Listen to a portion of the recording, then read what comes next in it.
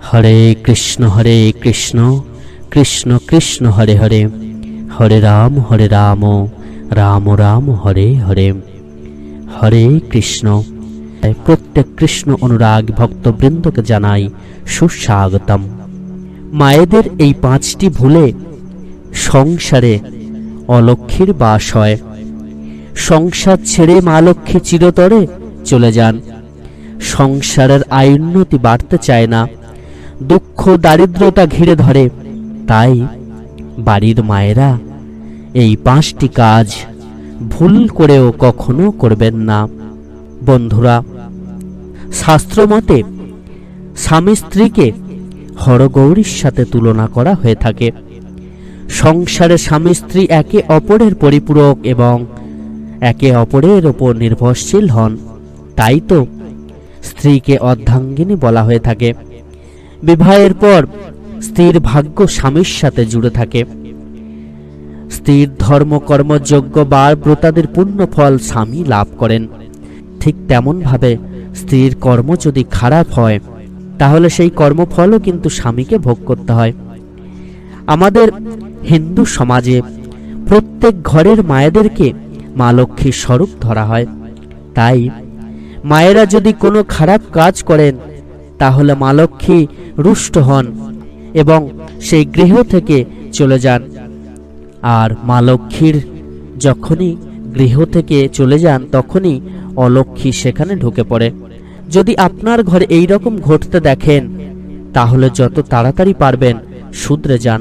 কেননা ঘরে যদি অলক্ষ্মীর বাস হয় তাহলে সেই ঘরে দুঃখ দারিদ্রতা বেড়ে যায়, রোগ শোক বেড়ে যায়, আয় উন্নতি কমতে থাকে। তাই মায়েরা এই 6টি কাজ ভুলেও করবেন না। বন্ধুরা, প্রত্যেকে ভিডিওটি শেষ পর্যন্ত দেখতে থাকুন এবং আমাদের চ্যানেলটিকে সাবস্ক্রাইব করতে ভুলবেন না। সর্বপ্রথম যে কাজটি মায়েরা করবেন না সেটি হলো মায়েরা কখনো ঘরের মুখ্য দুয়ারে বসে আড্ডা মারবেন না, হাসি ঠাট্টা পর আলোচনা করবেন না। আপনারা দেখে থাকবেন অনেক মায়েরা ঘরের মুখ্য দুয়ারে বসে পর আলোচনা হাসি ঠাট্টা করে থাকে, আর এর ফলে গৃহে মা লক্ষ্মী কিন্তু প্রবেশ করতে পারেন না। ঘরের মুখ্য দুয়ার থেকে কিন্তু মা লক্ষ্মী ঘরে প্রবেশ করেন, আর ওই জায়গায় বসে থাকলে মা লক্ষ্মী গৃহ প্রবেশে বাধা পান এবং ওখান থেকে ফিরে যান। তাই মুখ্য দুয়ারে কখনো বসবেন না। মুখ্য দুয়ারটিকে সবসময় পরিষ্কার পরিচ্ছন্ন রাখবেন, তাতে মা লক্ষ্মী প্রসন্ন হয়ে আপনার গৃহে প্রবেশ করবেন। দ্বিতীয়ত, অনেকে আছেন সন্ধ্যাবেলায় ঘুমান। যে বাড়িতে সূর্যদেবের অস্ত যাবার পর মায়েরা ঘুমান সেই বাড়ির আয়োন্নতিও অস্ত্র যায়, ধীরে ধীরে কমতে থাকে, সংসারে অমঙ্গল দেখা দেয় এবং রোগ ব্যাধি দ্বিগুণ বাড়তে থাকে। যদি আপনি চান যে মা লক্ষ্মী আপনার ঘরে বাস করুন তাহলে সকাল সন্ধ্যায় অতি অবশ্যই নাম ধ্যান প্রার্থনা অবশ্যই করবেন এবং মায়েরা অতি প্রত্যুষে ঘুম থেকে ওঠার চেষ্টা করবেন। গুরুজনদের প্রণাম এবং সদ্গ্রন্থাদি পাঠ এইগুলি কিন্তু অতি অবশ্যই করবেন। সন্ধ্যাবেলায় অতি অবশ্যই সন্ধ্যা প্রদীপ দেখাবেন। বাড়িতে তুলসী গাছ থাকলে সেই তুলসী মঞ্চেও ধূপ ধুনো দেবেন এবং সন্ধ্যা প্রদীপ দেখাবেন। প্রত্যেক দিন 7 ঘন্টা বাজাবেন এবং যদি বাড়িতে ধূপ ধুনো দেন তাহলে খুব ভালো হয়, কেননা ধূপ ধুনোর সাথে সাথে আপনার যত রোগ ব্যাধি থেকে শুরু করে যত অমঙ্গল সবকিছু কিন্তু দূর হবে। তৃতীয়ত, দুপুরবেলা এবং সন্ধ্যাবেলায় যদি মায়েরা এলো চুলে ঘোরাফেরা করেন বা চুল ছানতে ছানতে ঘোরাঘুরি করেন তাহলে কিন্তু মা লক্ষ্মী রুষ্ট হন। শাস্ত্রমতে এর ঘোর মানা রয়েছে। তাই মায়েরা এলো চুলে দুপুরবেলা সন্ধ্যাবেলা কখনো থাকবেন না, বা দুপুর সন্ধ্যাবেলায় এলো চুলে চুল ছানতে ছানতে কখনো ঘোরাঘুরি করবেন না। কখনো সন্ধ্যাবেলায় মায়েরা এলো চুলে থাকবেন না, তাহলে কিন্তু আপনার সংসারে অমঙ্গল দেখা দেবে। চতুর্থত, মায়েরা যদি উচ্চ স্বরে বাক্যালাপ করেন, ঝগড়া করেন, গালিগালাজ করেন, গুরুজনদের সঙ্গে তর্ক করেন, খারাপ ব্যবহার করেন, শ্রদ্ধা ভক্তি যদি না করেন, স্বামীকে যদি মানতে না চান, স্বামীর কথা যদি শোনেন না, সেই বাড়িতে মা লক্ষ্মী কখনো থাকেন না। এবং সংসারে অমঙ্গল সবসময় লেগে থাকে। স্বামীর উন্নতি কখনো হবে না, অর্থ কখনো সঞ্চয় করতে পারবে না। যে বাড়িতে সবসময় ঝগড়া অশান্তি লেগে থাকে সেই বাড়িতে অলক্ষ্মীর বাস হয়। পঞ্চমত, মায়েরা কখনো রাতের এঁটো থালা বাসন এবং বাসি কাপড় সকালে ঘুম থেকে উঠে বেশিক্ষণ রেখে দেবেন না। বাসি জিনিস যত বেলা পর্যন্ত থাকবে ততই সংসারে অমঙ্গল নামবে এবং রোগ ব্যাধি বেড়ে যাবে। তাই বাসি জিনিস যত তাড়াতাড়ি পারবেন সকালবেলা সেগুলিকে পরিষ্কার পরিচ্ছন্ন করবেন। এছাড়া রান্নাঘরে কখনো এঁটো থালা বাসন রাখবেন না। রাতের বেলা অনেকে আছেন যারা রাতের বেলা খাওয়া দাওয়া করার পরে এঁটো থালা বাসন রান্নাঘরে রেখে দেন, ওই ভুল কখনো করবেন না।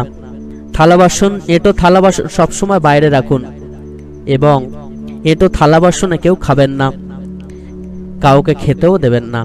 ষষ্ঠত, মায়েরা কখনো স্বামীকে অন্যের বিরুদ্ধে উস্কাবেন না বা তার বিরুদ্ধে কোনো কটু কথা বলবেন না। অনেক মায়েরা আছেন যারা স্বামীর কাছে নালিশ জানান, স্বামীর কাছে অন্যের হয়ে বিভিন্ন রকম খারাপ কথা বলেন, এরকম কিন্তু কখনো করবেন না। বা অনেকে পর আলোচনা করে এর কথা ওর কাছে, ওর কথা এর কাছে বলে, এগুলোও কিন্তু কখনো করবেন না। এরকম করলে কিন্তু আপনার সংসারে মা লক্ষ্মী কখনো থাকবেন না, অলক্ষ্মীর বাস হবে।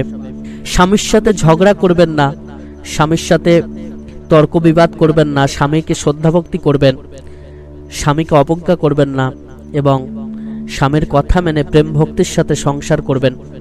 আপনার সংসারে যদি সবসময় ঝগড়া অশান্তি লেগে থাকে, যদি সবসময় স্বামীর সাথে আপনার কথা কাটাকাটি হয়, ঝগড়া অশান্তি লেগে থাকে বা শ্বশুর শাশুড়ির সাথে ঝগড়া অশান্তি লেগেই থাকে, তাহলে কিন্তু সেই সংসারে মঙ্গল কখনো হবে না, অমঙ্গল হবেই হবে এবং মা লক্ষ্মী সেখান থেকে চিরতরে বিদায় নেবেন।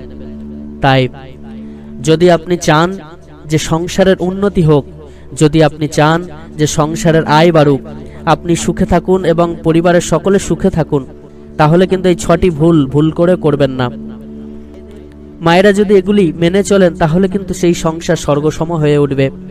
এবং তাই তো শ্রী ভগবান সবসময় মায়েদেরকে সাবধান করলেন, কেননা মায়েরাই যে ঘরের লক্ষ্মী, একমাত্র মায়েরাই পারেন মা লক্ষ্মীকে বেঁধে রাখতে। তাই তো মায়েদেরকে সবকিছু মেনে চলতে হয়। এবং মায়েরা যে ঘরের লক্ষ্মী, ঘরের উন্নতি করতে গেলে, ঘরের আয় বাড়াতে গেলে, দুঃখ দারিদ্রতা কাটাতে গেলে কিন্তু শাস্ত্র মতে মায়েরাই একমাত্র এগুলিকে ঠিক করতে পারবেন। তাই যারা এই ভুলগুলি করে চলেছেন এখনো পর্যন্ত, তারা অতি অবশ্যই শুধরে চলুন এবং ভগবানের কথা মেনে এবং জীবনকে শুধরে নিয়ে জীবন ধন্য করে তুলুন, সংসার সুখের করে তুলুন। সুখ শান্তি আপনার সংসারে সবসময় বিরাজ করুক, সবসময় আপনার সংসারে উন্নতি হোক, আয় বাড়ুক এবং আপনার স্বামীরও ইনকাম বাড়ুক। আপনারা প্রত্যেকে খুব ভালো থাকবেন, সুস্থ থাকবেন, সুন্দর থাকবেন, প্রত্যেককে ভালো রাখবেন। ভগবানের অমৃত কথা শোনার জন্য আমাদের চ্যানেলটিকে সাবস্ক্রাইব করতে ভুলবেন না এবং পারলে লাইক, শেয়ার ও কমেন্টস করে দেবেন। ধন্যবাদ।